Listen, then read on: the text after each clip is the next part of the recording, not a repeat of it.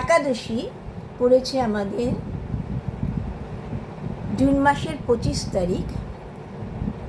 অম্বুবাচীর মধ্যেই পড়েছে এবার একাদশী। অম্বুবাচী নিবৃত্তি শুক্রবার দিন 9:33 গতে, আর অম্বুবাচী পড়েছে 22 তারিখে।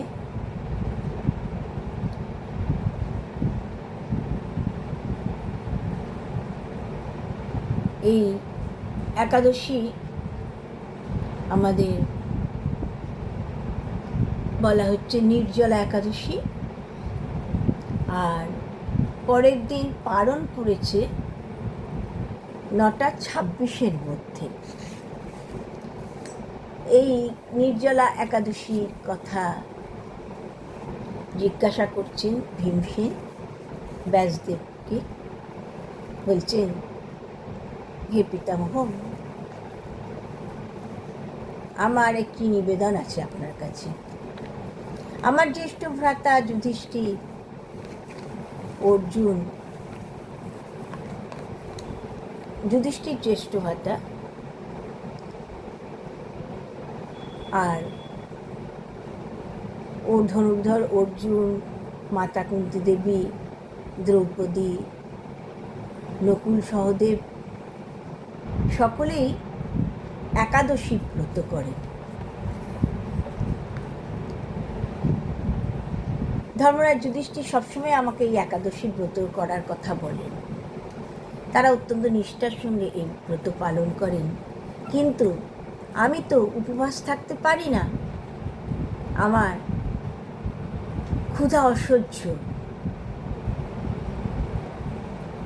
আমি যথাসম্ভব দান করতে পারি, কেশব ভগবানের পূজা করতে পারি, কিন্তু আমি উপবাস করতে পারি না।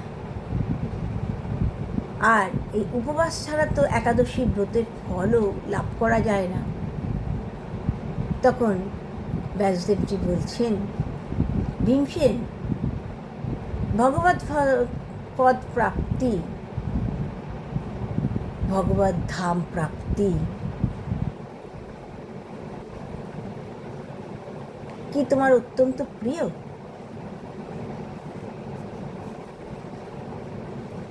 না,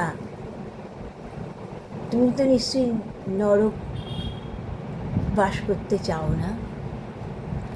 তাহলে এই মাসের মধ্যে যে দুটো একাদশী পড়ে, তাতে তোমার ভোজন ত্যাগ করাই উচিত। যদি তুমি গোবিন্দচরণ লাভ করতে চাও, যদি তুমি ভগবৎ ধাম লাভ করতে চাও, তাহলে তোমার একাদশী ব্রত পালন করতে হবে। তা ভীমসেন বলছেন, হে ব্যাসদেবজি, বছরে চলে 12 মাসে 24টা একাদশী পড়বে, আর আমাকে 24 দিন উপবাসী থাকতে হবে। এটা আমি কখনোই পারবো না। আপনি তো জানেন আমি বৃকোধর। বৃক কথার অর্থ কি না? নেকড়ে, নেকড়ের উদর, অর্থাৎ সবসময় সেখানে ক্ষুধা। বহু ভোজন করলে তবেই আমার এই উদর শান্ত হয়। তবে আমি খুব চেষ্টা করে বছরে একটা দিন আমি উপবাস থাকতে পারি। আপনি আমাকে এমন একটি ব্রতের কথা বলুন যাতে একদিন উপবাস থাকলেই এই 24টি উপবাস, 24 দিন, এই 24টি একাদশীতে উপবাস আর থাকতে হবে না আমাকে, তাতে আমার পরম কল্যাণ হবে। তখন ব্যাসদেবজি বলছেন, তুমি তো মানব ধর্ম, বৈদিক ধর্মের কথা তুমি তো আমার কাছে শুনেছ, মানব ধর্মের কথা, বৈদিক ধর্মের কথা। তা সেই ধর্ম যাজনের শক্তি তো সকলের নেই।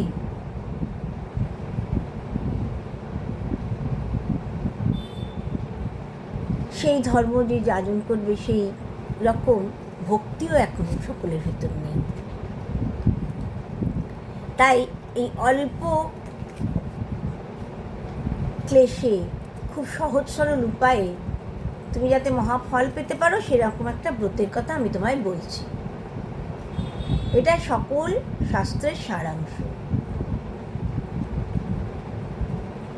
যিনি এই বছরে এই দুটো পক্ষে, কৃষ্ণপক্ষ শুক্লপক্ষের একাদশী পালন করেন নিষ্ঠার সাথে, তাকে তো আর কোনোদিন নরকে যেতে হয় না। তিনি অনাদি গোবিন্দের চরণ ছাড়াও হন না, আর গোবিন্দ চরণ প্রাপ্তি তার ঘটে থাকে। তাহলে তখন ভীমসেন বলছে, তাহলে আমার কি হবে? ব্যাসদেবজিকে বলছেন, তাহলে আমার কি উপায় হবে? তাহলে আমি কোথায় যাব? আমি তো উপবাস করতে পারি না, আমি কি করব তাহলে? তাহলে প্রভু আপনি কৃপা করে এমন একটা ব্রতের কথা বলুন যা পালন করলে আমার সর্ববিধ কল্যাণ সাধিত হয়। তখন ব্যাসদেবজি বলছেন, রাজন, বৃষ বা মিথুন রাশিতে সূর্য অবস্থানকালে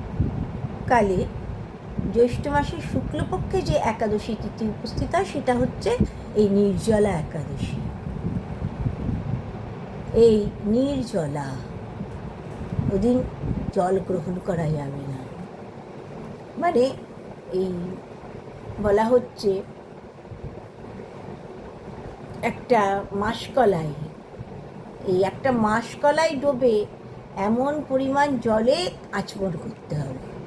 এর অল্প না আর এর থেকে বেশিও না, তাহলেই মদিরা পানের সমান হয়ে যাবে সেটা।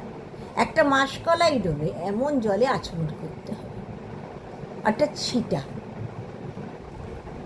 একাদশী সূর্যোদয় থেকে দ্বাদশীর সূর্যোদয় পর্যন্ত জল গ্রহণ করা যাবে না। এইভাবে যদি তুমি এই ব্রত পালন করতে পারো তাহলে এই 12 মাসের একাদশীর যে পুণ্যফল তা তুমি লাভ করতে পারবে। দ্বাদশীর দিন সকালবেলায় স্নান করে ব্রাহ্মণ বৈষ্ণবকে স্বর্ণ দান করবে, জল দান করবে, ফল দান করবে, করে তাদের সেবা করাবে। সেবা করে তারপর তুমি কিছু গ্রহণ করবে। এমনভাবে তুমি এই ব্রত পালন করলে তোমার সর্ববিধ মঙ্গল সাধিত হবে।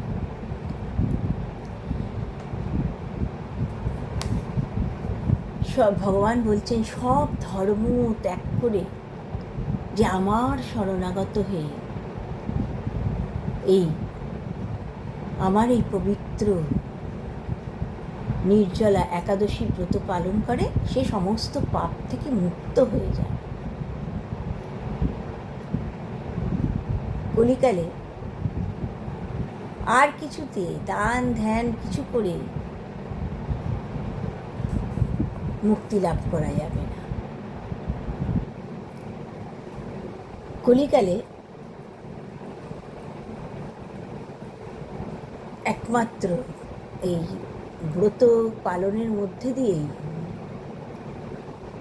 মুক্তি লাভ করা যাবে।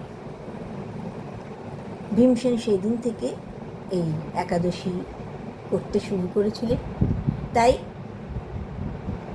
এই একাদশীকে বলা হয় নির্জলা একাদশী, আবার একে ভৈমী একাদশীও বলা হয়, ভীমসেন একাদশীও বলা হয়। এই একাদশী পালনে সমস্ত পাপ নিঃশেষে ভস্মীভূত হয়ে যায়, বলা হয়েছে ভস্মীভূত হয়ে যায়।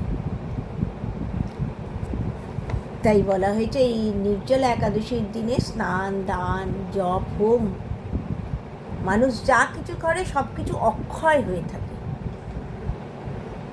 আর যিনি একাদশী ব্রত মাহাত্ম্য শ্রবণ করেন, পাঠ করেন, তিনি ভগবত ধাম প্রাপ্ত হন। আর পঞ্চম পুরুষার্থ যে প্রেম ভক্তি, সেই প্রেম ভক্তি তিনি লাভ করে থাকেন। সমস্ত একাদশী ব্রত পালন করা কর্তব্য, অবশ্য কর্তব্য।